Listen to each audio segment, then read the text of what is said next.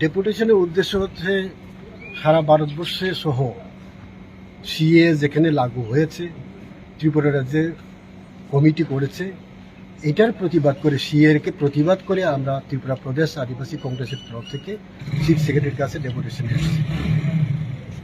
আমরা একটা কথাই জানি যে আফগানিস্তান, পাকিস্তান, বাংলাদেশ থেকে যারা মাইনরিটি আছে তারা এই ভারতবর্ষের মধ্যে 2014 সালে 31 অক্টোবর থেকে যারা অ্যাপ্লাই করবে তাদেরকে সিটিজেনশিপ দেওয়া হবে, ভারতের নাগরিকত্ব দেওয়া হবে। তো ত্রিপুরা রাজ্য তিন দিকে বাংলাদেশ। ত্রিপুরা রাজ্যে 71-এ একবার হয়েছে, এখন আবার নতুন করে 2014 সাল থেকে যদি এটা আরম্ভ হয়, এইখানকার আদিবাসী ইন্ডিজিনাস পিপলরা আরও মাইক্রোস্কোপিক হয়ে যায়।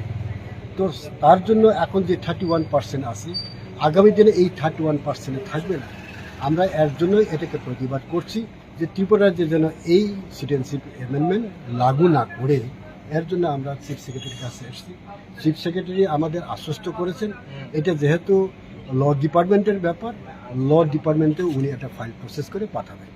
কিন্তু আমরা একটা কথাই জানি, অন্যান্য পলিটিক্যাল পার্টি অনেকেই বলেছে Tripura tribal area autonomous district council, ষষ্ঠ তহসিলে এটা লাগু হবে না। কিন্তু এখানে লাগু হবে হবে না এটা কে গ্যারেন্টি দেবে? একবার যদি সিটিজেনশিপ পায়, ভারতবর্ষের নাগরিক হয়ে যায়, তাহলে ত্রিপুরা রাজ্যে সে বসবাস করবে অটোমেটিক্যালি। আজকে না, কালকে না, পরশু না, হয়তো একদিন না একদিন প্রতি এডিসি এরিয়াতে 6 শিডিউলে সে বসবাস করতে যাবে। কে তাকে আটকাবে? সেরকম কোনো নিয়ম আছে, সেরকম কোনো আইন আছে? কে আইডেন্টিফিকেশন করবে? কে তাকে চিহ্নিত করবে সে এখানে থাকতে পারবে না? কাজে আমাদের ব্যাপার, আমাদের কথা হচ্ছে, আদিবাসী কংগ্রেসের কথা হচ্ছে, অ্যাজ এ হোল ইন্ডিজিনাস পিপলের পক্ষ থেকে আমরা এটাই চাই যে এখানে কোনো সিএ যেন লাগু না হয়। এবং এটা শুধু একটা জাতি ধর্মের ব্যাপার না, এটা জাতি উপজাতি উভয় অংশের মানুষের জন্য। যে হারে ত্রিপুরার যে প্রায় 40 লক্ষ মানুষের, আগে তো সেরকম ছিল না, এখন বাঙালি হোক উপজাতি হোক প্রত্যেকটা নাগরিকের জন্য এটা অসুবিধা হয়ে দাঁড়াবে।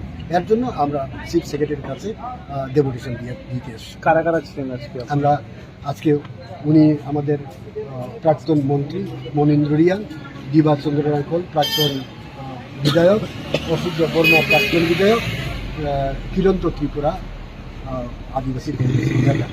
আর আপনি? আমি শঙ্কর কুমার জমাতিয়া, আমি আদিবাসী কংগ্রেসের ত্রিপুরা কংগ্রেসের চেয়ারম্যান। ধন্যবাদ।